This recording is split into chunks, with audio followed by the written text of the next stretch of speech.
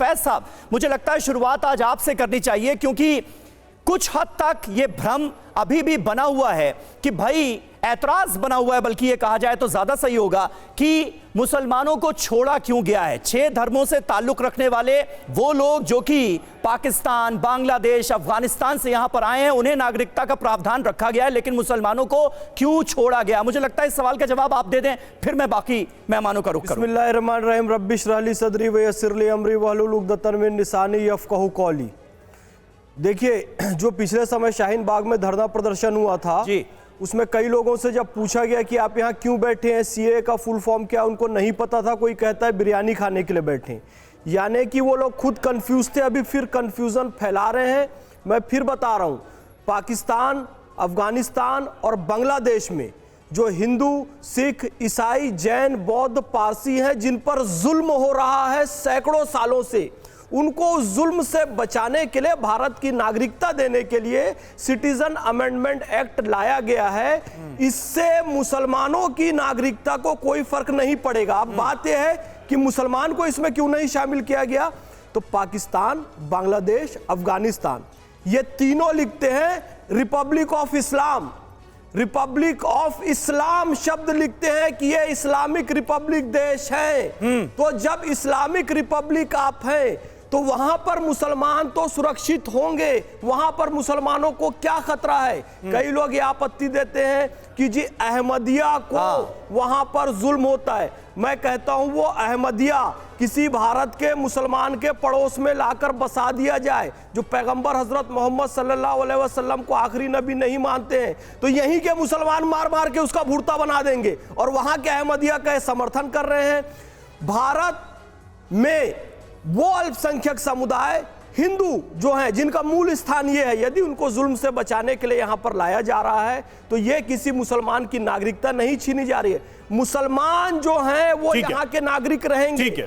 Instant triple तलाक कुरीति को हाजी खान साहब, 1970-35 से हाजी खान साहब, इस पर आपका काउंटर, 2 बातें तो बहुत साफ हैं। एक तो ये नागरिकता छीनने का कानून नहीं था जिसको लेकर भ्रम फैलाया गया, और दूसरी बात ये कि वही समुदाय के लोग जो मुस्लिम बहुल और इस्लामिक राष्ट्रों में प्रताड़ित है धर्म के आधार पर, उनको यहां शरण दिया गया है, उनके लिए कानून है। देखिए महोदय, बात यह है कि 1955 में जब भारत में हमारे संविधान बना था, उसमें 1955 नहीं, जो इसका सीए का, कि भारत में आने वाले लोग कौन कौन नई नागरिकता ले सकते हैं, और उस देश के अंदर एक कानूनी एक संविधान है। लेकिन आज सीए लाया जा रहा है, तो हमारा कोई विरोध सीए पे नहीं है।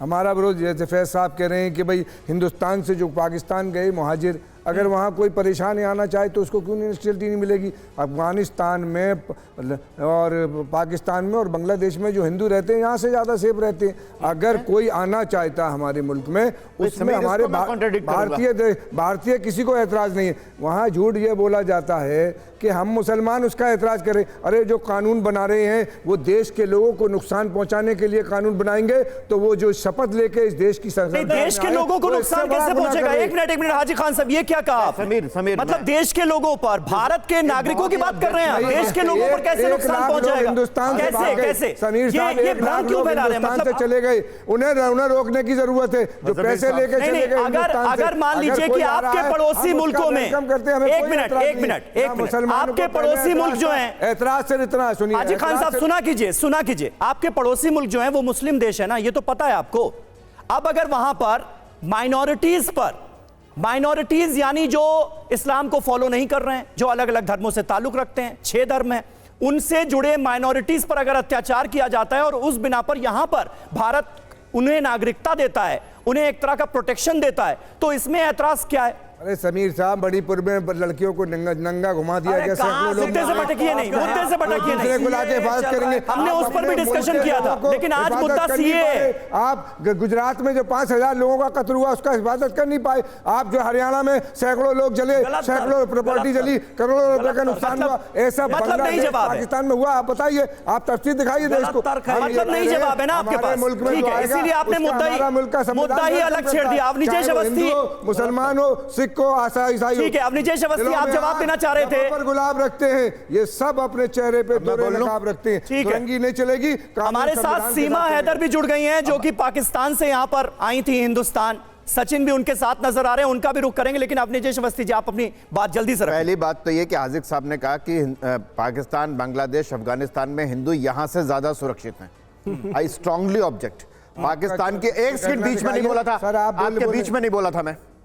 पाकिस्तान की सुप्रीम कोर्ट कहती है कि वहां पर हर साल कम से कम 1000 लड़कियों का अपहरण करके उनका धर्मांतरण किया जाता है और उनको एक फेक निकाह किया जाता है।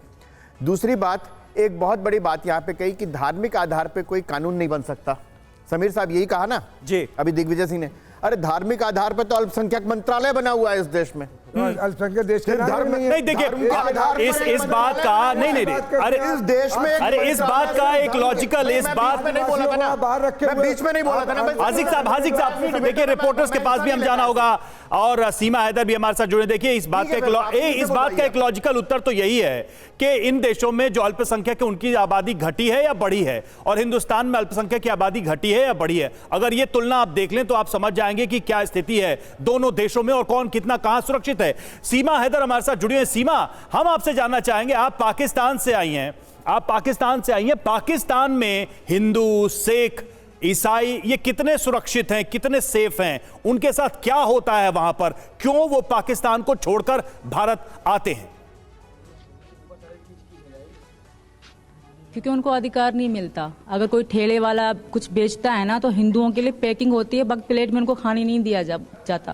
कहते हैं हिंदू हमारे साथ बैठ के खा नहीं सकते। हिंदुओं को कोई भी अधिकार वहाँ नहीं मिलता। जैसे अभी कह रहे थे कि वो मुस्लिम कंट्री है, सब कुछ मुस्लिम के लिए है, हिंदुओं के लिए कुछ भी वहाँ सहूलतें नहीं है। ना बेचारे खुल के कमा सकते हैं, ना खा सकते हैं, ना जी सकते हैं। तो यही कारण है, और जहाँ तक हमें लगता है कि बहुत ही अच्छा हो रहा है। और इसमें मुसलमान हिंदू वाली कोई बात ही नहीं, उनको अधिकार नहीं मिलता। वो मुस्लिम कंट्री हैं, हमने खुद देखे हैं। हिंदू को पास तक बैठने की इजाज़त नहीं होती, बेचारे सहमे डरे से रहते हैं। और यही कारण है कि वो पाकिस्तान या ऐसी कंट्री छोड़ना चाहते हैं जहाँ सिर्फ मुस्लिमों का राज है, जहाँ इस्लाम चलता है, हिंदू धर्म की नहीं चीज़ें चलती। तो यही कारण है और कोई कारण नहीं। और हमें खुशी है इस चीज़ की कि जो कानून लागू है बहुत ही अच्छा हुआ है।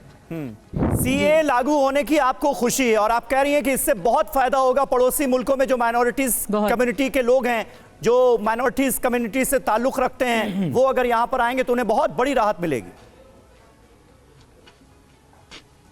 बिल्कुल, उनको ये बहुत ही अच्छा काम है। जो बेचारे हिंदू पीड़ित हैं, वहाँ दुखी हैं, परेशान हैं, जिनकी बेटियों के साथ जुल्म होते हैं, तो वो यहाँ आएंगे, उनको नागरिकता मिलेगी। ये बहुत ही अच्छी चीज़ है। ठीक है।